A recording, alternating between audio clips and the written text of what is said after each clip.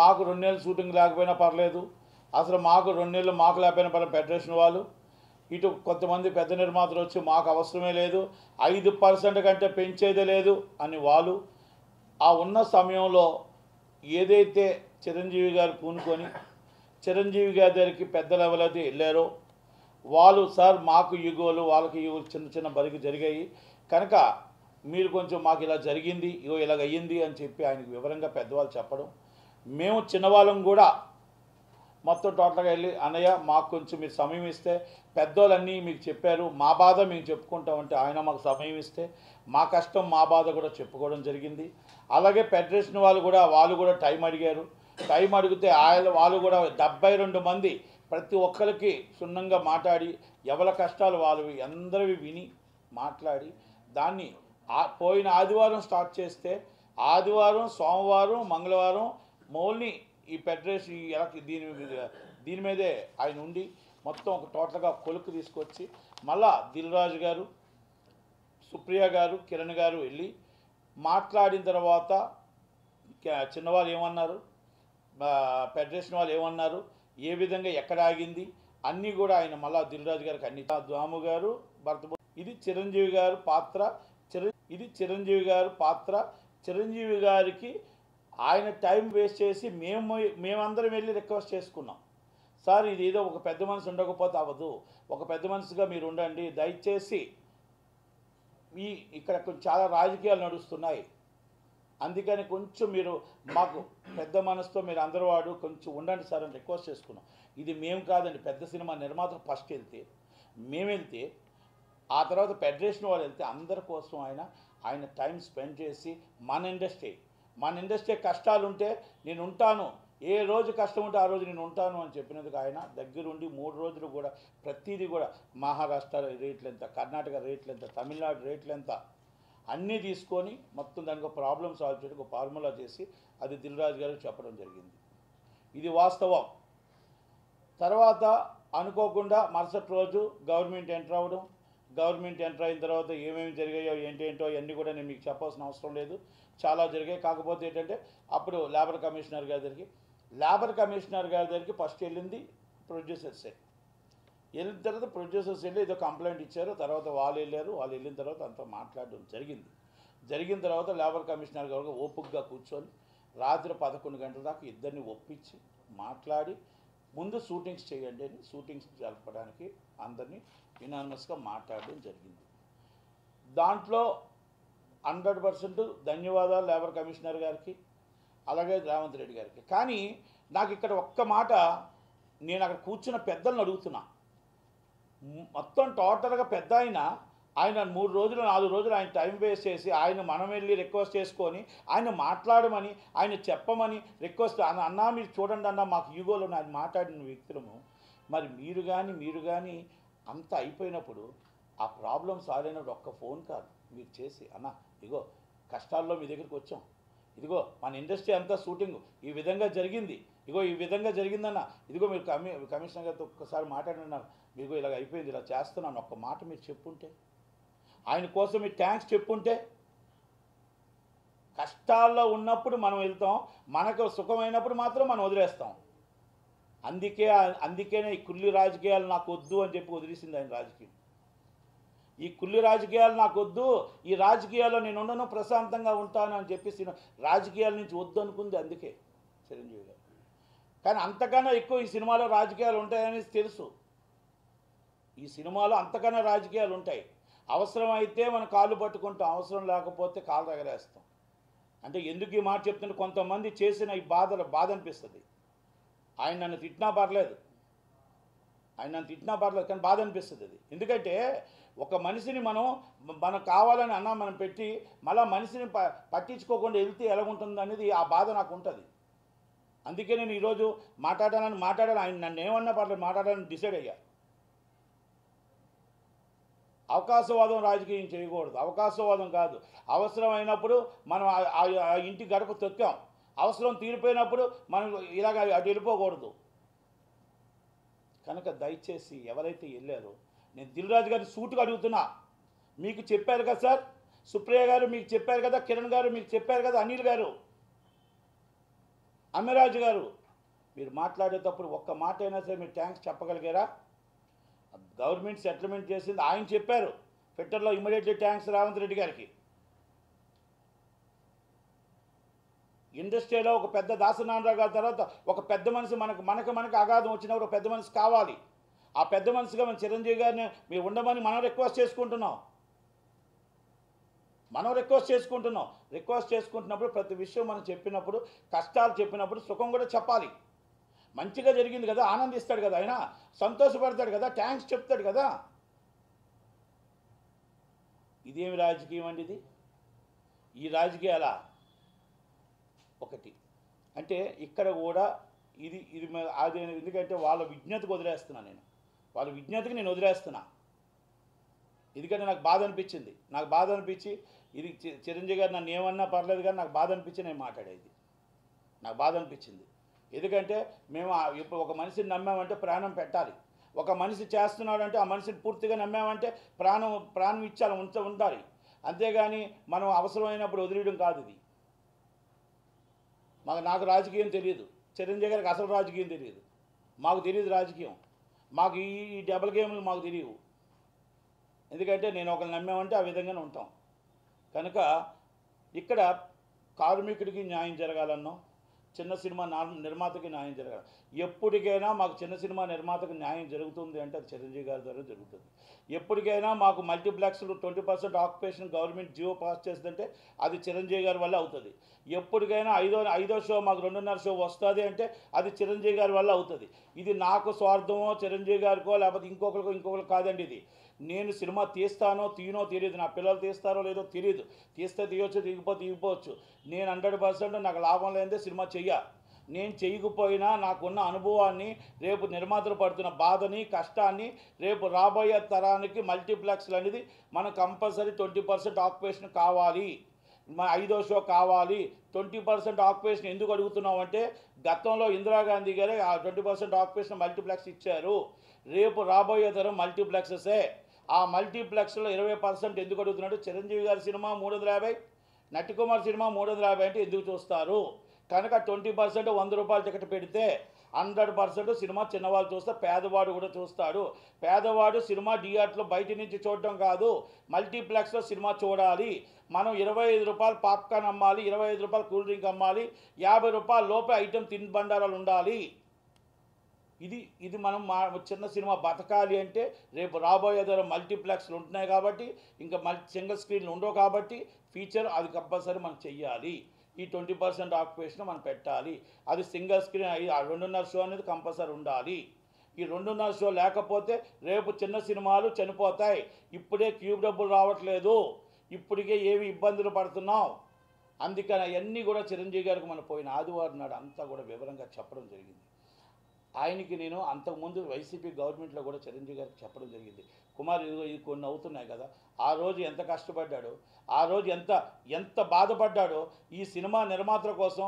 అయ్యో ఈ సినిమా నిర్మాతలు టికెట్ రేట్లు రాకపోతే ఇబ్బంది పడతారే, ఈ చిన్న సినిమా నిర్మాతలు బాధపడతారే, 5 రూపాయల టికెట్ అమ్మడం ఏంటి, 30 రూపాయల టికెట్ అమ్మడం ఏంటి అని ఎంత బాధపడ్డాడు, ఎంత కష్టపడ్డాడు అది మాకు తెలుసు. వీళ్ళకేం తెలుసు? ఆయన కష్టపడి ఆయన పట్టుబట్టి RRR సినిమాకి కానీ ఇంకో సినిమాకి కానీ ఆయన రేట్లు తేకపోతే సినిమాలు రిలీజ్ అయ్యేవా? ఈరోజు మొత్తం కల్కి సినిమాకి రేట్లు వచ్చేవా? ఒక్కసారి ఆలోచించండి. కల్కి సినిమా అంటే ఇప్పుడు మొన్న వచ్చింది, అంతకుముందు సినిమాలకు రేట్లు వచ్చేవి RRR కానీ వాటికి కానీ. ఆయన కష్టపడే కదా జీవో తెచ్చాడు, ఆయన ఒక పట్టుదల పట్టే కదా సినిమా ఇండస్ట్రీ కోసమే కదా. ఆయన ఇండస్ట్రీ కోసం ఒక 2 అడుగులు దిగి వెళ్ళి ఆయన ఎవరి దగ్గరికి వెళ్ళకూడదు, వెళ్ళి అందరినీ తీసుకొని వెళ్ళి కష్టపడి తీసుకొచ్చిన వ్యక్తికి ఇదా మీరిచ్చే మర్యాద? అంటే మన ఇండస్ట్రీ అనేది మన వాళ్ళని మనం గౌరవించుకోవాలి. మనం గౌరవించుకుంటే బాగుంటుంది అనేది మన ఉద్దేశం. అది ఎవరైనా అవనియండి. ఒకటి రేపు ఈరోజు నేను అడుగుతున్నానంటే ఇది నా ఇంట్లోకో లేకపోతే నాకు సొంతానికో కాదు, ఇది చిరంజీవి గారి కోసం. చిరంజీవి గారు ఎందుకు చేయగలుగుతుందంటే చిరంజీవి గారు చిన్నవాడికి చేయగలుగుతారు, చిన్నవాడికి అడగగలుగుతారు, ఆయన స్ట్రేట్ ఫార్వర్డ్గా మాట్లాడగలుగుతారు, నిజంగా మాట్లాడగలుగుతారు. నా దగ్గర ఒక మాట ఇంకొక దగ్గర ఒక మాట మాట్లాడలేరు కాబట్టి అందుకే ఆయన చేయగలుగుతాడు. అందుకే మాకు 5వ షో అనేది కంపల్సరీ, మా 2.5 షోకి మస్టన్ షూట్ తేగలుగుతారు. అలాగే జియో పాస్ చేయిస్తారు. అలాగే మల్టీప్లెక్స్ 20% ఆక్యుపేషన్ అనేది జియో పాస్ చేయిస్తారు. అది ఉంటే చిన్న సినిమా బతుకుతుంది. అందుకే మొన్న ఆయనకి అన్నీ చెప్పడం జరిగింది. అలాగే మేము చిన్న సినిమాలకి 2018 25%, 2022 15% అగ్రిమెంట్స్ ఉన్నాయి. కానీ కొన్ని అమలు జరగలేదు. అది కొంతమంది ఛాంబరు, కౌన్సిల్ నాయకులు తప్పు వల్ల, దానివల్ల నాయకులు కరెక్ట్గా ఇటు కార్మికులకి చెప్పలేదు, అటు నిర్మాతలకి కరెక్ట్గా చెప్పక ఇబ్బంది పెట్టారు. కాబట్టి ఆ అగ్రిమెంట్ వైలేషన్ జరిగింది. ఈసారి ఆ వైలేషన్ జరగకుండా జరగాలి అనేది మేము కరెక్ట్గా కళాకంటగా చెప్పాం. ఇప్పటికే కష్టాల్లో ఉన్నాం, మేము చాలా ఇబ్బందులు పడుతున్నాం, సినిమా చేయాలంటే ఇబ్బంది పడుతున్నాం అని చెప్పాం. ఆ ఇబ్బందిని ఆయన పరిణిలో తీసుకొని ఇమ్మీడియట్లీ ఆయన చిన్నవాళ్ళకి ఇదిగో ఈ విధంగా ఉంది, ఈ విధంగా ఉంది, ఇదిగో కార్మికులు కూడా ఈ విధంగా పడుతున్నారు, ఇబ్బంది పడుతున్నారు, వాళ్ళ కష్టాలు కూడా వాళ్ళు చెప్పారు, మా కష్టాలు మేము చెప్పాం. 24 క్రాఫ్ట్స్ వాళ్ళ బాధలు కూడా చెప్పారు. అలాగే పెద్దవాళ్ళు కూడా ఏ విధంగా చేయాలని వాళ్ళు చెప్పారు. అన్నీ కూడా ఒక పరిణిలో తీసుకొని ఆయన చెయ్యాలన్న గంగాధర్ గారు కూడా, లేబర్ కమిషనర్ గారు కూడా చాలా చక్కగా చెప్పారు. ఏమన్నారంటే చిన్న సినిమాలకి 22 అగ్రిమెంట్ ఏది ఉందో 15% అదే అగ్రిమెంట్ అమలు జరుగుతుంది అని చెప్పారు. కాకపోతే దాంట్లో ఇంకా క్లారిటీస్ రాలేదు. కాబట్టి ఒక క్లారిటీ వచ్చిన తర్వాత దానికోసం కూడా మాట్లాడాలి. చిన్నవాళ్ళకి కూడా చాలామంది 9-9 కాల్ షీట్, 99 కాల్ షీట్కి కొంతమంది ఇక్కడ వెళ్ళనంటున్నారు, కొంతమంది వెళ్ళాలంటున్నారు. షూటింగ్ జరగండి కమిటీ వేసామంటున్నారు. ఇంతకుముందు కమిటీలు కరెక్ట్గా అమలు చేయలేదు. కాబట్టి ఇప్పుడు కమిటీ కరెక్ట్గా నడుస్తుందా నడదని కార్మికుల ప్రాబ్లం ఉంది, చిన్న సినిమా నిర్మాతల ప్రాబ్లం ఉంది. 99 కాల్ షీట్ అంటే చాలామందికి అర్థం కావట్లేదు, అది వివరించడం కోసం చెప్పారు. వాళ్ళు 99 కాల్ షీట్ అయినా 6 o'clock కాల్ షీట్ అయినా కొన్ని సెట్ డిపార్ట్మెంట్ కానీ, మొత్తం ప్రొడక్షన్ డిపార్ట్మెంట్ కానీ, మొత్తం టోటల్గా క్రైన్ కానీ, ఇవన్నీ కొన్ని డిపార్ట్మెంట్లు అన్నీ లారీలు కానీ, మినీ వ్యాన్లు కానీ మార్నింగ్ 6 o'clock లోపలే బయటికి రావాలా. 7 దాటితే ఎలవడ్ లేదు, మళ్ళీ బయట వాళ్ళు రావడానికి ఎలవడ్ లేదు. కనుక బిఫోర్ రావాలి. వాళ్ళ బాధ ఏంటంటే మీరు 9 o'clock కాల్ షీట్ అంటే మేము మీకు టీ ఇవ్వాలన్నా, మేము సెట్ మొత్తం రెడీ చేయాలన్నా, సెట్ డిపార్ట్మెంట్ రెడీ చేయాలన్నా, ప్రొడక్షన్ చేయాలన్నా, జూనియర్ ఆర్టిస్టులు ఉండాలన్నా, మొత్తం మేము బ్యాక్గ్రౌండ్ అంతా సెటప్ చేయడానికి 9 o'clock కాల్ షీట్ అంటే మేము కరెక్ట్గా 7 o'clock ఉండాలి. ఉంటే 2 hours మేము అన్నీ చేయడానికి అవుతుంది. కనుక మాకు మేము 5 o'clock లెగాలి. మళ్ళీ రాత్రి 9 o'clock కాల్ షీట్ అయితే గ్రేజ్ పీరియడ్ 1.5 hour అయితే 9:30 స్టార్ట్ అయితే 11 o'clock 11:30 అవుతుంది. మళ్ళీ మేము 4:30కి లెగాలి. అంటే మాకు 6 o'clock కాల్ షీట్ అయినా 9 o'clock కాల్ షీట్ అయినా మాకు అదే అవుతుంది. మా కష్టం, మా బాధ ఇది. మా 7 యూనియన్లు వాళ్ళు చెప్పుకుంటున్నారు. వారు 7 యూనియన్లు మా పనిలో తీసుకొని మాకు 1.5 కాల్ షీట్ ఇవ్వండి అని వాళ్ళు అడుగుతున్నారు. చిన్న సినిమా నిర్మాతలు ఏమంటారు? చిన్న సినిమా నిర్మాతలు బూచిగా చూపిస్తున్నారు. ఈ పెద్ద నిర్మాతలు కొంతమంది చిన్న సినిమా నిర్మాతలు ఏం చెప్తున్నారు? మాకు వాళ్ళకి ఒక అండర్స్టాండింగ్ ఉంది, మాకు అగ్రిమెంట్లో ఒక అమలు చేసి 99 కాల్ షీట్ మాకు చేస్తానన్నా మాకు ఇబ్బంది లేదు. మేము ఎందుకంటే ఏదైతే మాకు 25% ఇస్తున్నా 99 కాల్ షీట్ ఇస్తానో దానికి అభ్యంతరం లేదు. కానీ చిన్న సినిమాలకి ఇక్కడ ఎక్కడ కూడా వాళ్ళు కూడా పెన్షన్ అని చెప్పారు, వాళ్ళు ముందే చెప్పారు. అలాగే మన గంగాధర్ కమిషనర్ గారు కూడా చెప్పారు, ఎవరికి చిన్న సినిమాలకి ఏమో లేదు, 1.5 కాల్ షీట్ వాళ్ళకి ఉంటుంది, వాళ్ళకి ఉండదని. ఇక్కడ ప్రతిసారి కూడా కార్మికుల కాడికి వచ్చేటప్పటికి చిన్న సినిమాలు వాళ్ళు ఒప్పుకోవట్లేదు మాకు చూపిస్తున్నారు. వాళ్ళ కాడికి వచ్చేటప్పటికి చిన్న సినిమాల నిర్మాతలు అంటున్నారు, వీళ్ళ కాడికి వస్తే కార్మికులు అంటున్నారు. లాస్ట్ టైము మీరు ఎవ్రీ టైం ఒకసారి చూడండి, ఎవరికి చెప్పా చేయకుండా అగ్రిమెంట్స్ అయిపోతున్నాయి. ఈ ప్రాబ్లమ్స్ అనేది ఎక్కడ వస్తుంది? ఈ ప్రాబ్లం ఎలాగొస్తుంది? ఈ ప్రాబ్లం ఎందుకు అడుగుతున్నానంటే, మీరు వెళ్ళేటప్పుడు పరిగణలోకి తీసుకున్నారా? వాళ్ళని కార్మికుల్ని తీసుకోండి, మీకు ఎందుకు? కార్మికుల్ని తీసుకొని మమ్మల్ని మీరు తీసుకొని వెళ్ళి మీరు మాట్లాడి ఉంటే అయిపోయేది. మీరు 5% కంటే పెన్షను అన్నారు, వాళ్ళకు వచ్చి 99 కాల్ షీట్ ఇవ్వను అని వాళ్ళకన్నారు నాయకులు. ఇటు అటు కలిపి మొత్తం టోటల్గా 4 గంటలు 5% నుంచి 22.5% వెళ్ళిపోయింది. అంటే ఇది అగాధం సృష్టించడమే కదా. గవర్నమెంట్ ఇన్వాల్వ్ అయ్యింది, గవర్నమెంట్ ఇన్వాల్వ్ అయ్యి కార్మికుడికి న్యాయం జరగాల, ఇటు నిర్మాతకి న్యాయం జరగాల, అందరికీ న్యాయం జరగాల, పర్ఫెక్ట్గా అగ్రిమెంట్లు జరగాల. ఇది అగాధం రాకూడదు కదా. కనుక ఇప్పుడు కొంతమంది కార్మికులు అసంతృప్తితో ఉన్నారు. కొన్ని యూనియన్స్ నాయకులు తప్పు చేశారు, నాయకులు ఏదైతే ఫెడరేషన్ నాయకులు ఉన్నారో వాళ్ళు తప్పు చేశారు. అలాగే ఇక్కడ చిన్న సినిమా నిర్మాతలు బూత్ చూపి వాళ్ళు తప్పు చేశారు, ఇది తప్పు జరుగుతుంది ఎక్కడో. కనుక దయచేసి మా గంగాధర్ గారు కూడా, సీఎం రేవంత్ రెడ్డి గారు కూడా చూసి దీన్ని జాగ్రత్తగా ఇటు కార్మికుడికి అన్యాయం జరగకుండా, ఇటు చిన్న సినిమా నిర్మాతకు అన్యాయం జరగకుండా చూడవలసిన బాధ్యత సీఎం గారి మీద ఉంది. దయచేసి, ఎందుకంటే మీరు ఇన్వాల్వ్ అయ్యారు, గవర్నమెంట్ ఇన్వాల్వ్ అయ్యారు కాబట్టి కనుక జాగ్రత్తగా ఇద్దరిని కాపాడవలసిన బాధ్యత ఉంది. కొన్ని వేల మంది, 30,000 మంది కార్మికుల భవిష్యత్తు, అలాగే కొన్ని వేల మంది నిర్మాతల భవిష్యత్తు, ఇది అందరినీ కలిపి మీరు లేబర్ యాక్ట్ తీసుకొచ్చారు కాబట్టి మంచి జరగాలని కోరుకుందాం. ఎందుకంటే ఇక్కడ చాలా డౌట్స్ ఉన్నాయి. ఆ రోజు నుంచి ఎవరో కనబడలేదు, షూటింగ్స్ నాకు తెలిసి జరగలేదు. అలాగే మనకి రేవంత్ రెడ్డి గారికి మా విన్నపం, సార్ మీరు ఎలాగా కూడా లేబర్ యూనియన్ దాంట్లో కూడా మీరు ఇన్వాల్వ్మెంట్ అయ్యి గవర్నమెంట్ మీరు సెటిల్ చేశారు కాబట్టి ధన్యవాదాలు. ఎందుకంటే మా ఇండస్ట్రీగా గుర్తించలేదు. ఇండస్ట్రీగా గుర్తించకపోయినా మీరు గుర్తించి మాకు ఏదైతే ఉందో యూనియన్ గొడవ నుంచి మీరు ప్రాబ్లం సాల్వ్ చేశారు, ధన్యవాదాలు. అలాగే మా చిన్నవాళ్ళని కూడా మీరు గుర్తించి, చిన్న సినిమా బాధను గుర్తించి, చిన్న సినిమా కష్టాన్ని గుర్తించి, ఇక్కడున్న 85 మల్టీప్లెక్స్లో సింగిల్ స్క్రీన్లు లేకుండా 85 మల్టీప్లెక్స్లో 20% ఆక్యుపేషన్ మాకు ఇవ్వండి. మాకు 5వ షో పర్మిషన్ ఇవ్వండి, 2.5 షో మీరు జీవో పాస్ చేయండి. ఇది కొత్తగా చేయాల్సిన అవసరం లేదు. ఇంతకుముందు జీవో పాస్ చేసిన జీవోనే అమలు చేయట్లేదు.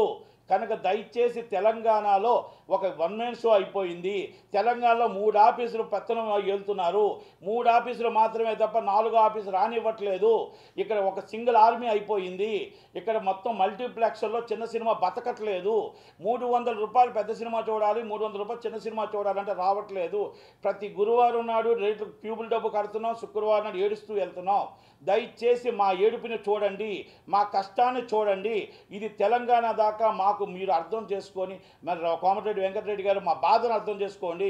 మమ్మల్ని చిన్నవాళ్ళని బూచిగా చూపించడమే తప్ప మా కష్టం చూడరు వీళ్ళు.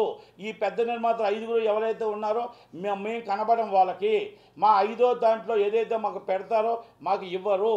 దయచేసి మీరైనా చూస్తారని, మీరు చేస్తారని, మల్టీప్లెక్స్ 20% ఆక్యుపేషన్ ఇస్తారని, అలాగే దయచేసి మాకు రేటు 100 రూపాయల రేటే పెట్టాలి. పాప్కార్న్ కానీ ఏదైనా 50 రూపాయల లోపే ఉండాలి. దయచేసి మీరు చేస్తారని, త్వరలోనే మేమందరం చిన్న సినిమా నిర్మాతలందరం తమ దగ్గరికి వచ్చి మేము కలిసి చిరంజీవి గారి ఆధ్వర్యంలో చిరంజీవి గారికి చెప్పి మీ దగ్గరికి వచ్చి చిరంజీవి గారితో కూడా మాట్లాడించి మా కష్టాన్ని మీకు చెప్పుకుంటాం. మీరు ఎలాగైతే యూనియన్లో దయచేసి మీరు పాలుపంచుకున్నారో మా కష్టాన్ని కూడా మీరు పాలుపంచుకుంటే వారానికి 12 సినిమాలు రిలీజ్ అయ్యే చిన్న సినిమాలు సార్. మేము నెలకి రిలీజ్ అయ్యేది 50 సినిమాలు సార్. మొత్తం సంవత్సరానికి రిలీజ్ అయ్యేది యావరేజ్లో మా 250 నుంచి 300 సినిమాలు సార్. ఈ 250, 300 సినిమాలు క్యూబ్ డబ్బులు, యూఎఫ్ఓ డబ్బులు, పబ్లిసిటీ డబ్బులు కూడా రావట్లేదు. మేము ఈరోజు కార్మికుని కాపాడుతున్నామంటే ఈ చిన్న సినిమాలే. ఈరోజు ఇండస్ట్రీ ఉంటుందంటే ఈ చిన్న సినిమాలే. ఈరోజు నెల రోజులు థియేటర్లో మూతపడకుండా రన్ అవుతున్నాయంటే ఈ చిన్న సినిమాలే. కనుక ఈ చిన్న సినిమాని కాపాడవలసిన బాధ్యత మీ మీద ఉంది. అలాగే సేమ్ ఆంధ్రప్రదేశ్లో కూడా దయచేసి చంద్రబాబు నాయుడు గారు, పవన్ కళ్యాణ్ గారు, మా సినిమా ఇండస్ట్రీ వ్యక్తి, సినిమాటోగ్రఫీ మా సినిమా ఇండస్ట్రీ వ్యక్తి, అలాగే లోకేష్ గారు, దయచేసి మీరు ఎంతసేపు పెద్దవాళ్ళు వస్తుంటే మీరు మెమోరాండం తీసుకోవడం కాదండి. చిన్నవాళ్ళని కూడా పిలండి, మా బాధను చూడండి, మా కష్టాన్ని చూడండి. ఇది చిరంజీవి గారిని కూడా అడగండి సార్. మా బాధను చూడండి, మా కష్టాన్ని చూడండి. మీరు 700 రూపాయలు టికెట్ పెంచడం సింపుల్ కాదు సార్. మీరు 100 రూపాయలు టికెట్ పెంచి జనాలు రావడానికి థియేటర్ను బతికించండి, థియేటర్ దేవాలయాన్ని ఉంచండి, థియేటర్ను ముయ్యకండి సార్. థియేటర్ మూతపడే పరిస్థితి తేవద్దండి. థియేటర్ నిలబడాలి, థియేటర్ని కాపాడాలి. థియేటర్ ఉంటేనే మనం ఉండేది. కనుక సింగిల్ స్క్రీన్లోని 20% ఆక్యుపేషన్ సేమ్ నేను తెలంగాణ ఏది అడిగాను మిమ్మల్ని అదే అడుగుతున్నా. మాకు జీవో ఇంతకుముందు ఇందిరాగాంధీ గారి టైంలోనే ఉన్న జీవోని అమలు చేయండి. 20% ఆక్యుపేషన్ 100 రూపాయల టికెట్ పెట్టండి. ఆంధ్రప్రదేశ్ చంద్రబాబు నాయుడు గారికి మా రిక్వెస్ట్. మా బాధను అర్థం చేసుకోండి, మా కష్టాన్ని అర్థం చేసుకోండి. కార్మికుడి బాధ అవ్వచ్చు, మా బాధ అవ్వచ్చు. చిన్న సినిమా నిర్మాత కార్మికుడు లాంటి వాడే. కనుక దయచేసి సినిమా ఫ్యాషన్ అండి. ఈ సినిమా అనేది ఒక పిచ్ అండి.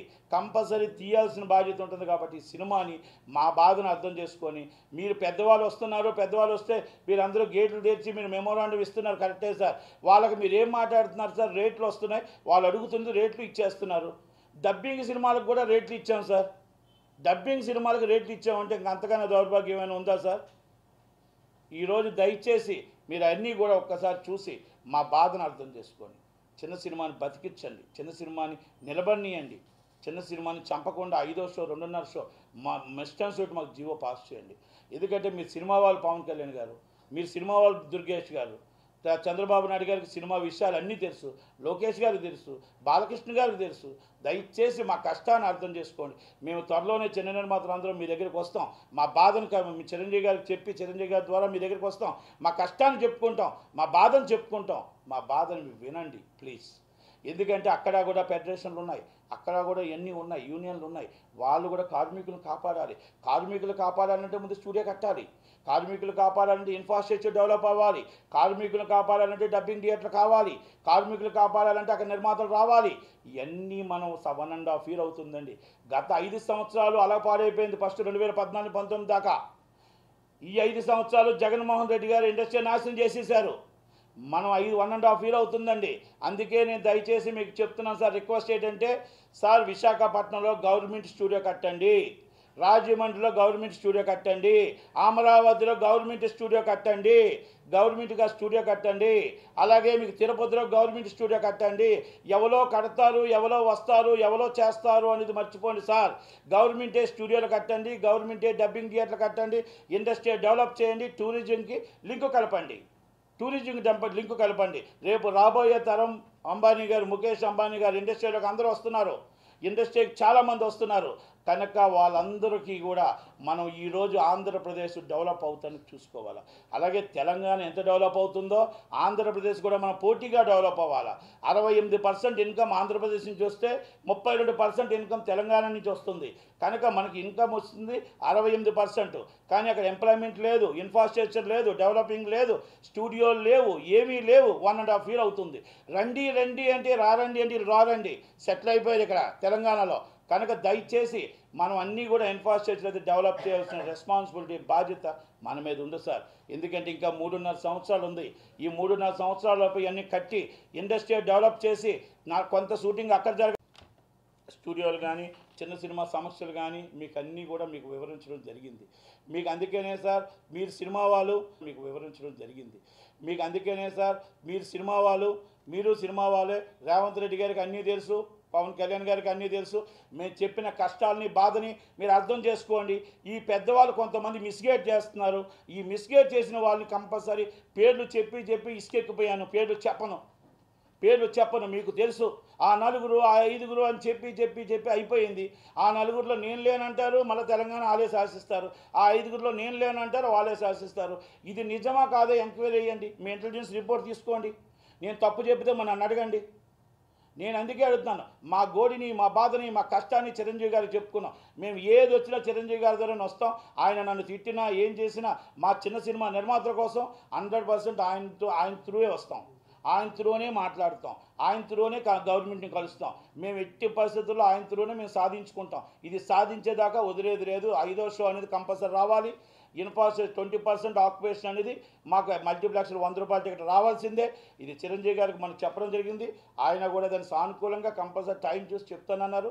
కార్మికుల తరపు నుంచి అందరికీ కూడా చిరంజీవి గారు చేసిన ఆయన ఎప్పుడైతే పోయిన ఆదివారం ఏదైతే చేశారో, ఈ ఆదివారం తొందరపడితే ఎవరికి పేరు వచ్చేస్తుందో అని ఎవరు ముందుకెళ్ళి ఎవరెవరు గబగబా చేశారో, 18 రోజులు ఎందుకు కూర్చున్నారో, 18 రోజులు ఎందుకు పట్టించుకోలేదో, 18 రోజులు 5% అన్నోళ్ళు, మాకు 30% అన్నోళ్ళు 4 గంటల్లో ఎందుకు సెటిల్మెంట్ అయిందో అది అందరికీ తెలుసు. నేను చెప్పాల్సిన అవసరం లేదు.